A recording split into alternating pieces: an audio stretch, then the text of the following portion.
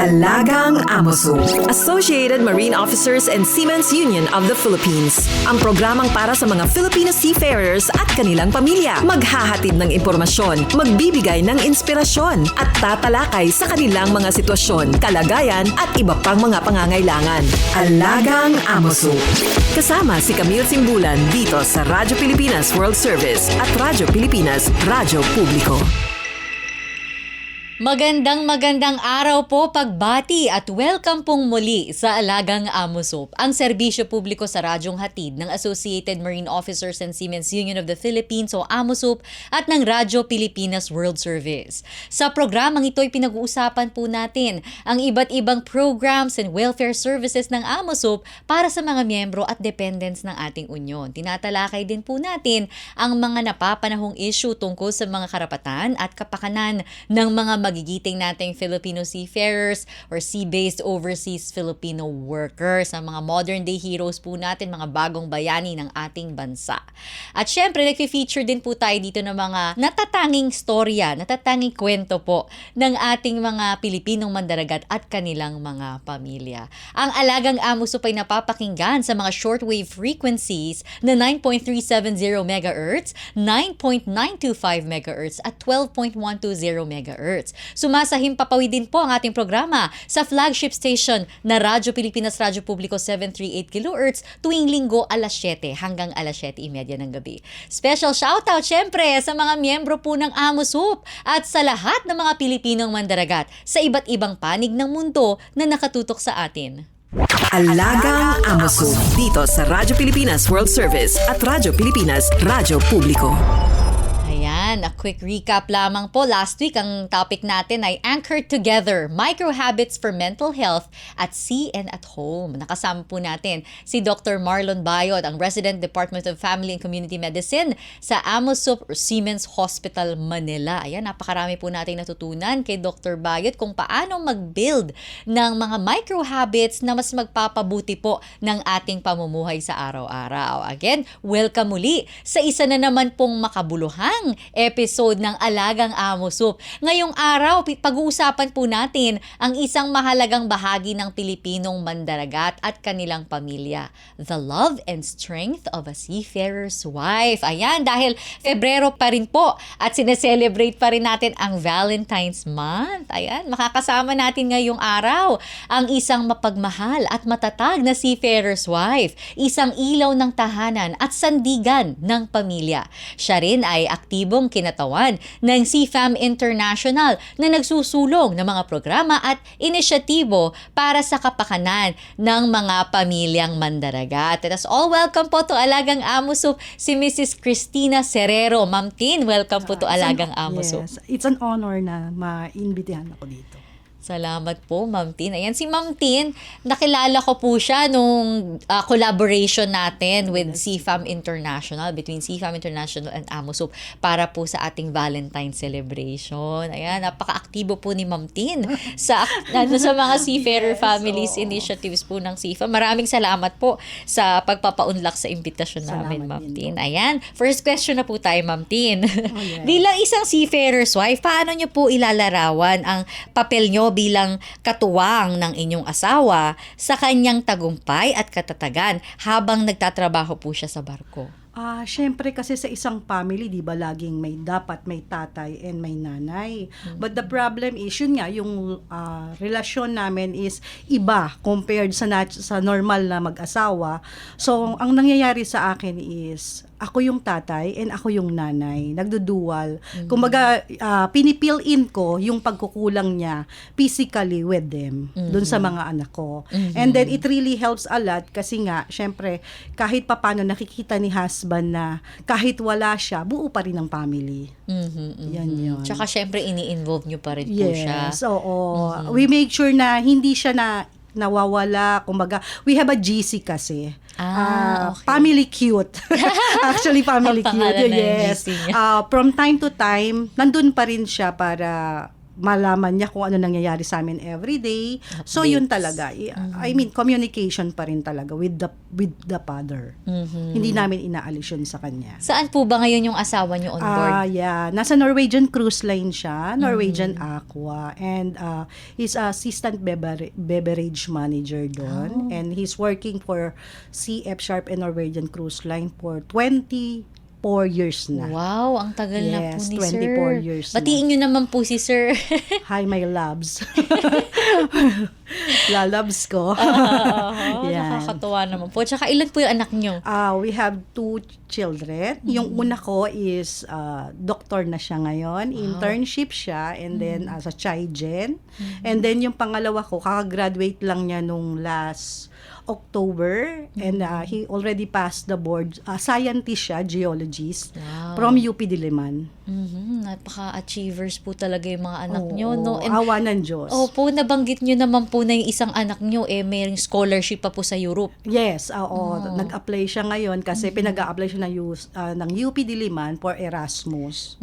Yun siya. Nakakatuwa naman, ma'am. Paano niyo po nagawa yun na nabalanse yung responsibilidad niyo bilang nanay, na palaki niyo po na ganun, na academically competitive yung mga anak ninyo while maintaining a good relationship with your husband?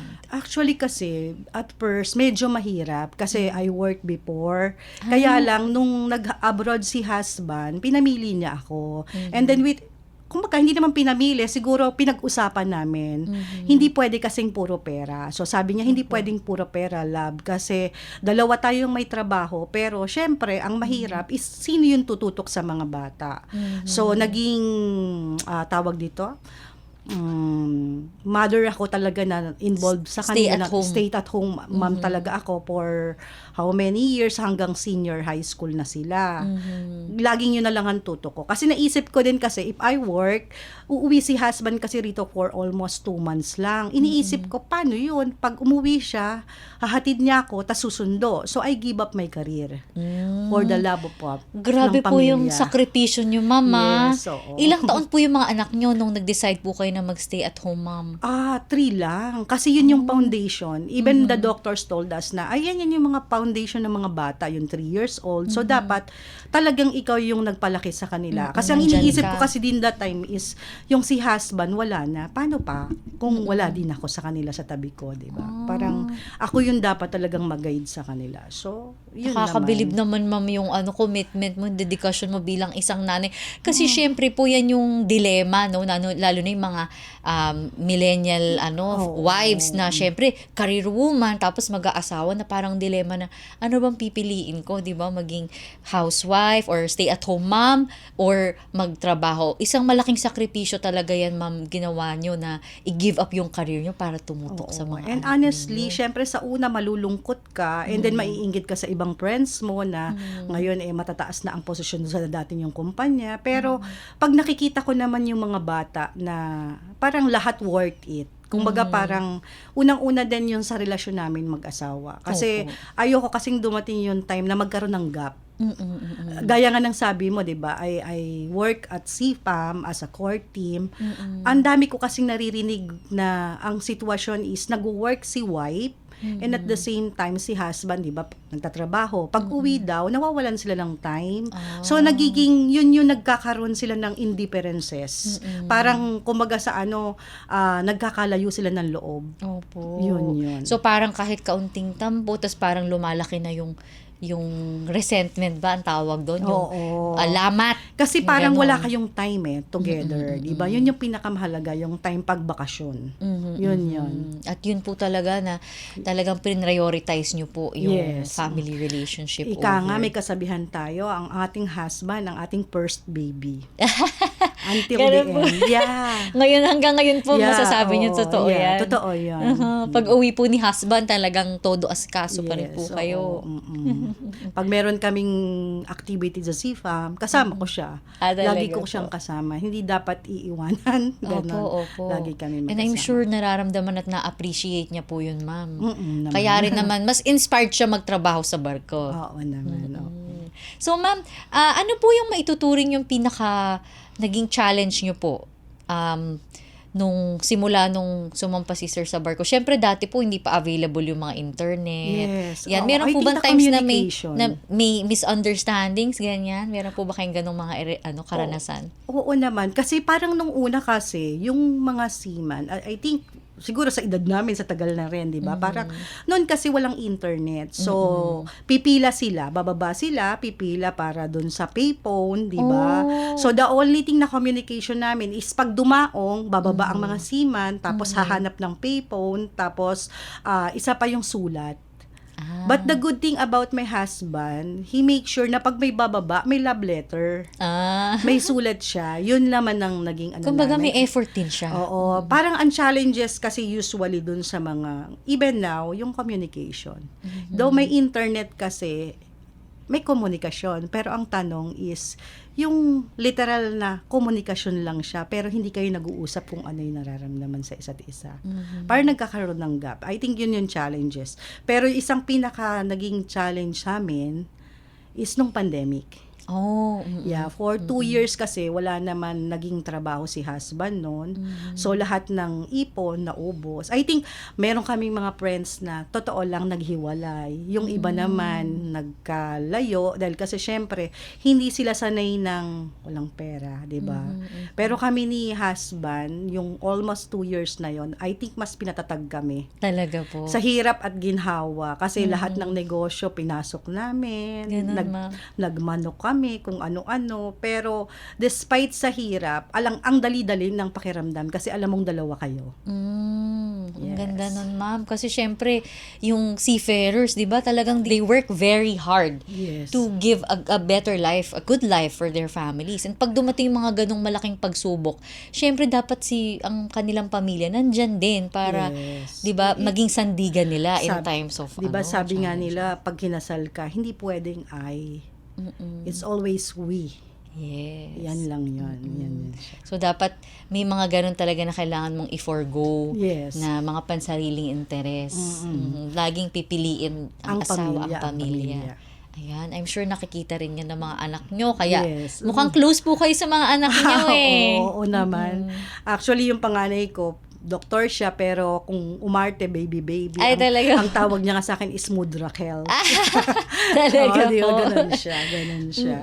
Ano po mga tips nyo, ma'am? Una, dun muna sa relationship with the husband. Siguro, ano po yung mga top 3 tips nyo sa mga listeners natin? Lalo na siguro yung mga bago-bago pa na married couples na paano ba to? How do we navigate this? Kasi syempre, andyan yung pangamba mo na hala, kung sino-sino makikilala ng asawa ko dun sa barko. Mga ganyan di ba? Ano pong tips nyo sa mga wives, ganyan, sa mga spouses? Siguro kasi do magkalayo, make sure na yung communication nyo hindi nawawala. And syempre, ang importante, trust. Trust. Diba? Pero yun nga, kung minsan nawawala yun, pero in the end, dapat piliin mo pa rin na magpatawad. And then, syempre, yun nga, at the end of all the challenges na encounter ng pagiging mag-asawa nyo, syempre, ang pipiliin mo pa rin talaga, love. Laging love pa rin siya. So, communication, trust, and love. Oo, yun. Yun lagi yun. Kumbaga, forgiveness din kung merong nagawang mali. Kasi, we're not perfect naman diba?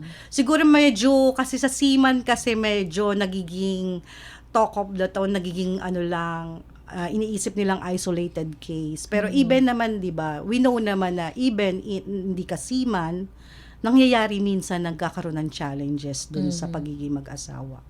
Yun lang yun. So, yung communication, trust, love, and forgiveness. Yes. Ayan, ganda ng mga tips ni ma'am. Quotable quotes, Take note na, mga misis dyan nanonood.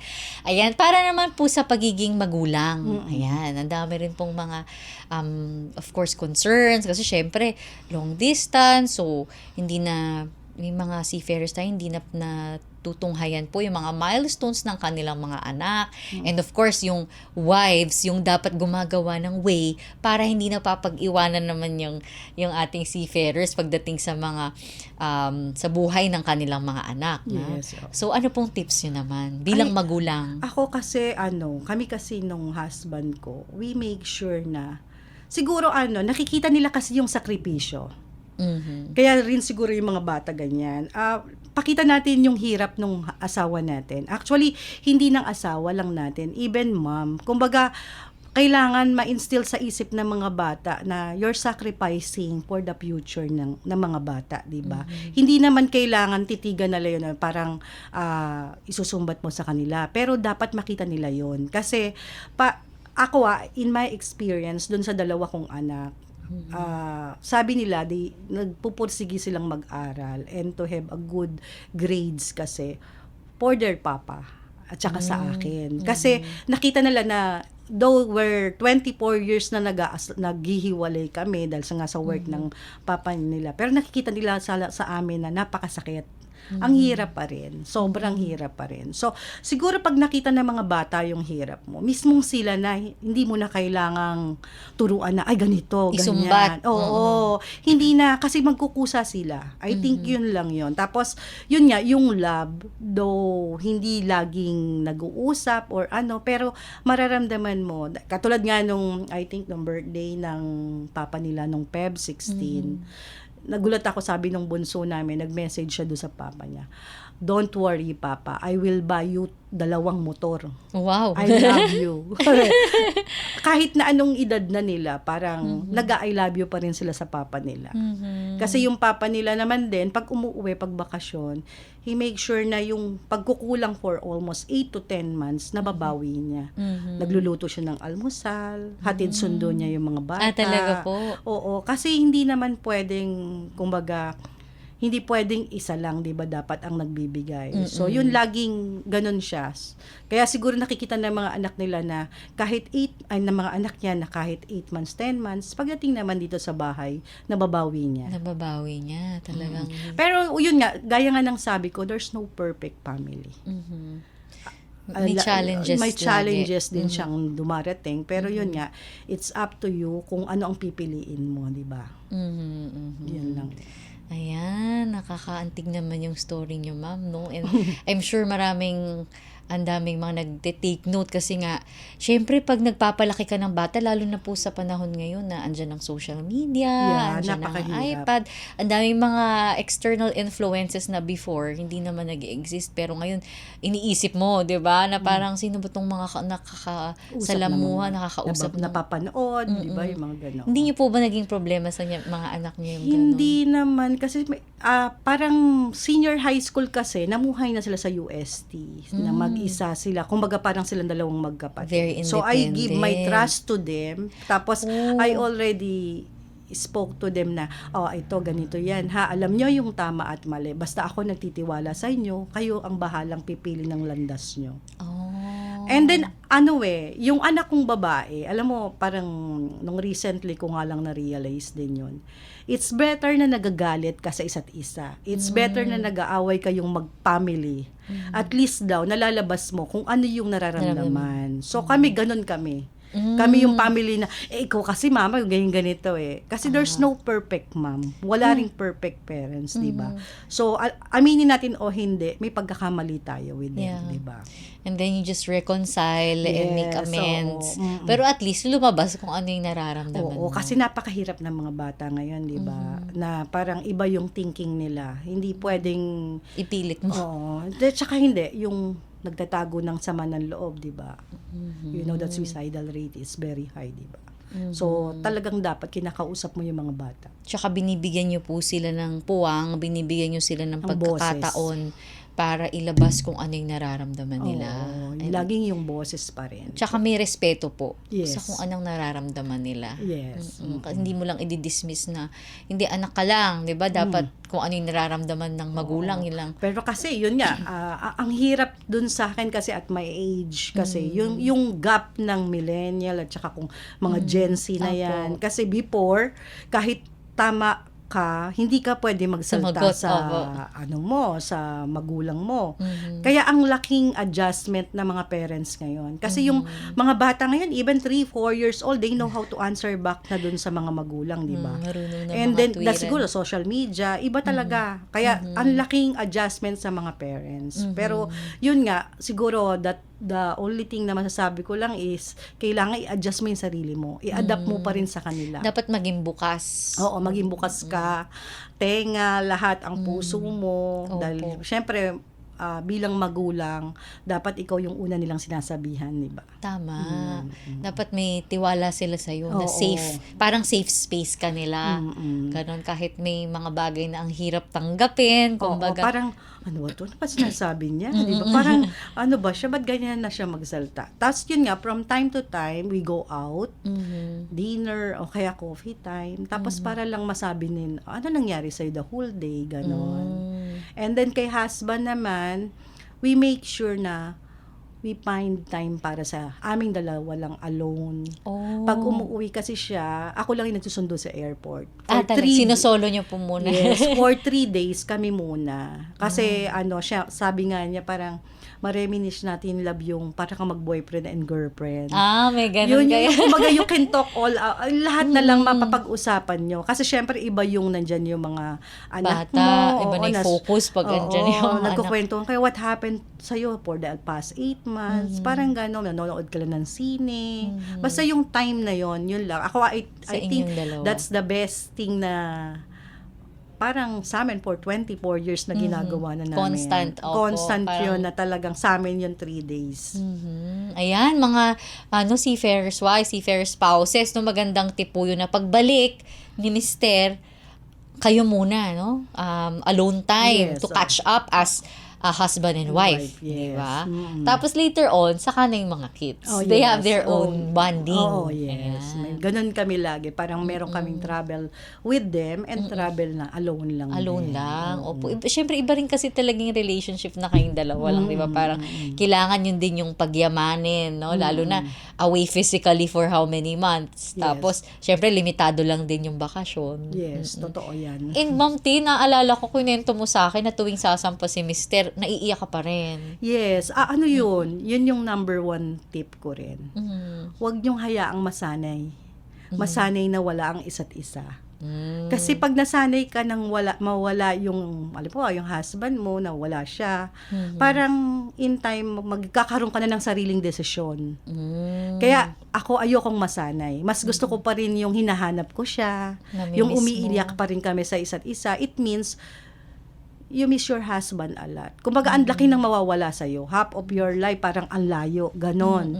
Kasi pag nasanay ka na, gaya nga ng sabi ko, nagkakaroon ka ng sariling desisyon na. Kasi alam mong, sanay na ako eh, okay lang yan. I will do anything, I will decide for this without asking my husband. Parang nag-grow apart na. Oo, Ganon. hindi dapat. Kasi dapat, as a married couple, yun nga sabi ko, di ba, we, not I. Laging ganon. We, not I. Oo.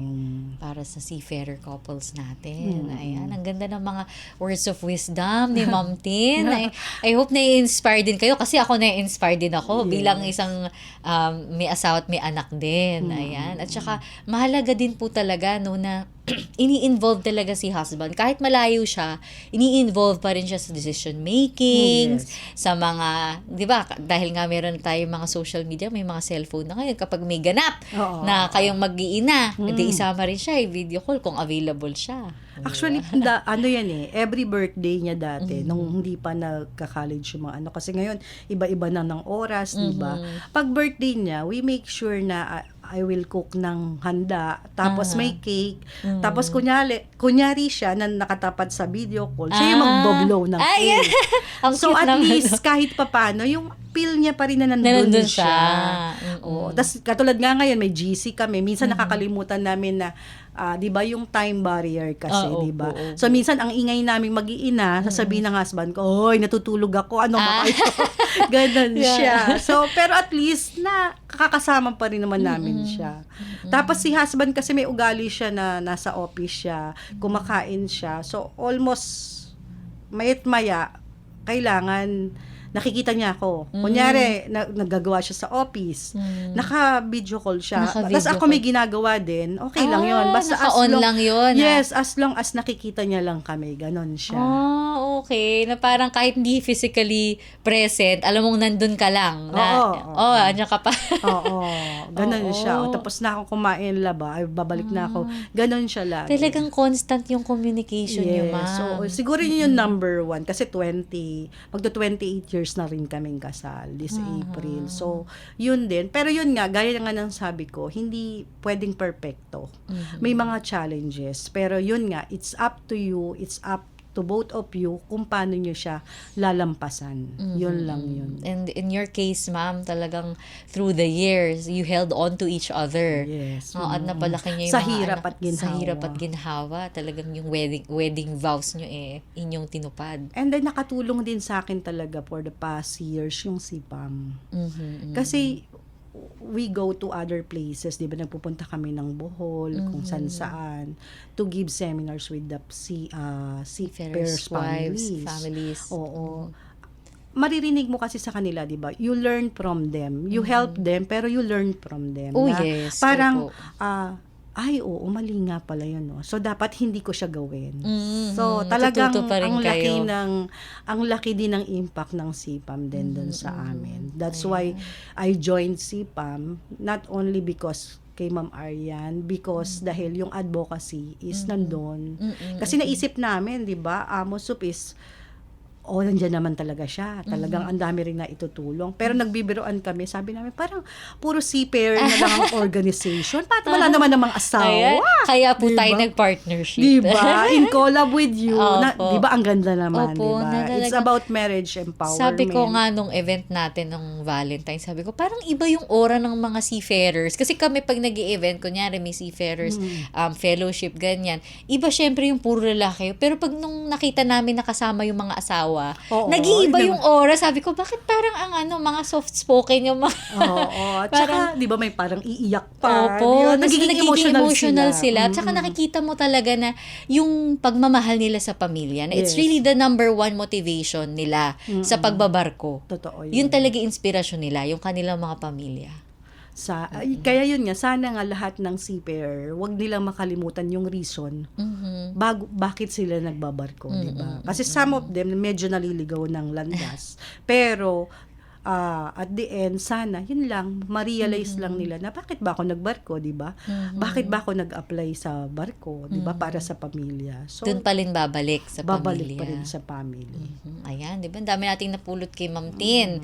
O sa mga may asawa dyan, sa mga pamilya, ano yun? Commitment, communication, trust, ayan, forgiveness, and love. Yes. Ayan. Tsaka kapag kasal na kayo, it's not I, it should be We. Ayan. Nakita naman natin gaano kalaki yung sakripisyo ni Ma'am Tin para sa pamilya niya. I'm sure marami rin mga similar stories, no, ng mga seafarers wives. And syempre, yung hindi natin maikakaila talaga yung sakripisyo ng mga seafarers natin. Dahil iba talaga yung impact sa buhay mo, sa mental and physical health mo kapag nalayo ka sa pamilya mo for months and months on end. Kaya again, maraming salamat sa mga Pilipinong mandaragat natin sa sakripisyo nyo. And salamat sa mga seafarer family, seafarers wives gaya ni Ma'am Tin sa patuloy na pag-inspire, sa pag-motivate sa mga Pilipinong mandaragat natin, and sa pag-acknowledge and pag-appreciate sa contribution nila, not just sa families, no, pero sa bansa natin at sa buong mundo. Ayan. O, Ma'am Tin, ano pang gusto mong tips na ibigay sa mga listeners natin for their families before we end? Siguro ang pinaka-tip ko lang yung, syempre talagang kailangan yung patience. Patience. Oo, kasi syempre, most of the time wala kang kasama, di ba? Napakahirap mag-isa. Pero isipin mo rin na kung nahihirapan ka mag-isa rito sa Pilipinas, mas mahirap para sa mga seafarer. Kasi dito may mga families ka pa nakasama, yung children mo kasama mo, pero sila nag-iisa doon eh. So talagang yung patience at saka dapat yung devotion mo as a wife, nandun pa rin kahit magkalayo kayo. Kahit mahirap. Kahit napakahirap. Tsaka Pipiliin mo pa rin yung pagmamahal mo sa kanya, syempre. Ayan.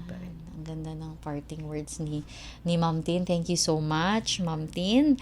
And sana na-inspire din kayo dahil ako talagang ang sarap ng feeling ng harmonious at full of love, no? Yes. And devotion and commitment ang pagsasama ng isang may bahay at kanyang asawa, 'di ba? So it feels so good to raise your children in a family na yun, full of love, full of understanding, na wala kayong ibang gusto kundi mapagpatibay pa yung relasyon nyo sa Yes. family. Ayan.